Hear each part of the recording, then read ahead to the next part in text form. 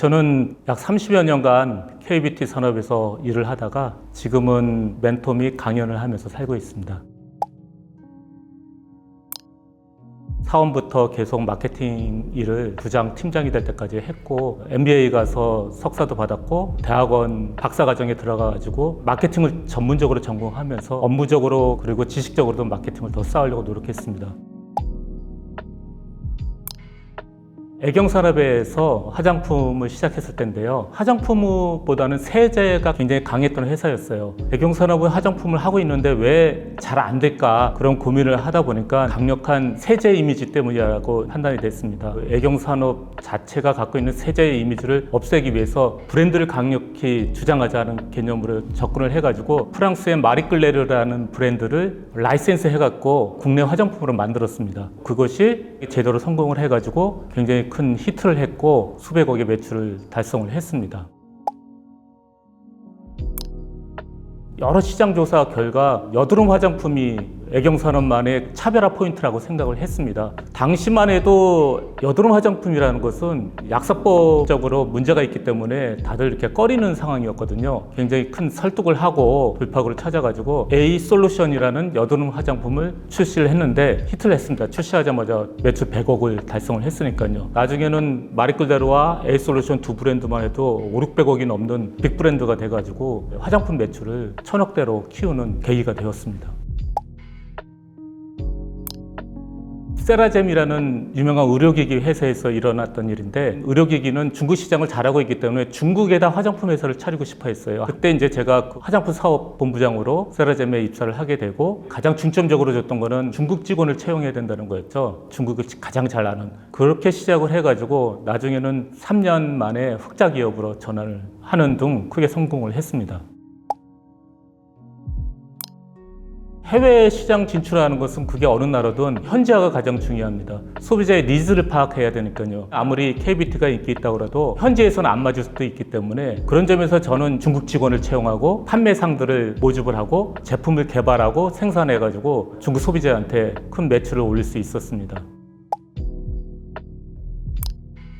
대부분 분들이 법인 설립보다는 수출을 위주로 하는데 법인 설립이 어렵다면 연락사무소라든가 현지 시장을 잘 파악할 수 있는 조사가 철저해야 되고 이미 만들어 놓은 제품을 어떻게든 재고를 소진하고 매출을 늘리기 위해서 수출하려고 하는 그런 거보다는 그 타겟팅한 국가에 맞는 제품을 만드는 것이 가장 중요하다고 생각이 됩니다. 과거 중국 시장에 한창 한류 열풍이 있었을 때는 우리가 흔히 마스크팩이라고 하는 제품이 생활의 일부분이 될 정도로 많이 팔렸었는데 JM솔루션이라는 회사는 중국 현지에서 직접 마스크팩을 생산하면서 한국 마스크팩에 열풍을 일으켰죠. 최근에는 이제 중국 시장이 많이 어려워지면서 미국이 핫한데요. 미국 시장에서 여러분 잘 아시는 조선미녀라는 브랜드가 있습니다. 처음에는 한국 제품 그대로 판매가 됐지만 미국에서 잘 자리가 잡으면서 현지 유통과 소비자에 맞게끔 제품을 다양화하고 국내에서는 5손가락이 하는 기업으로 성장할 만큼 굉장히 큰 성공을 하고 있습니다. 사장의 습관이라는 책을 썼어요. 중소기업에 가서 대표님들 만나고 멘토링을 하면서 회사의 어떤 문제점을 해결하고 변화를 추구하게 되는데 제가 있을 때는 대표님들 고개를 끄덕끄덕면서 그렇게 하려고 해요. 제가 떠나면 그분들이 다시 과거의 습관으로 돌아가서 과거 그대로 방식으로 돌아간다는 거죠. 그러면 직원들이 힘들어요. 왜 안 될까 하고 고민을 하다 보니까 그거는 습관 때문이다. 그래서 사장의 습관이 결국은 회사의 운명을 결정하듯이 사장들이 꼭 습관처럼 행해야 되는 행동들은 무엇일까 해서 그렇게 쓴 것이 사장의 습관이라는 책입니다.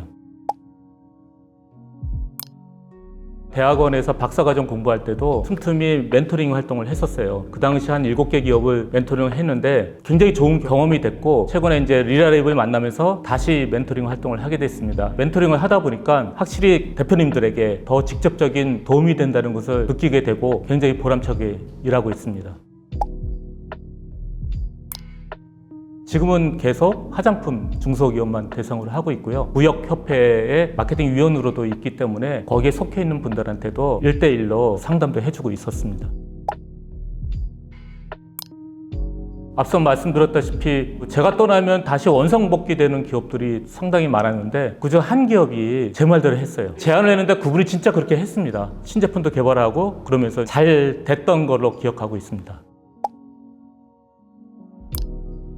대부분의 기업들이 당장 결정하기 어려운 부분 또는 문제인 것들에 대해서 고민을 토로하셨고 거기에 대해 충고를 해드렸습니다. 그것보다는 짧게는 1개월, 길게는 3개월까지 그 기업에 들어가서 속속들이 문제점을 같이 함께 고민을 한다면 당장의 단편적인 문제보다는 전반적인 경영부터 마케팅까지 깊이 있게 멘토링을 할 수 있을 거라고 생각이 됩니다.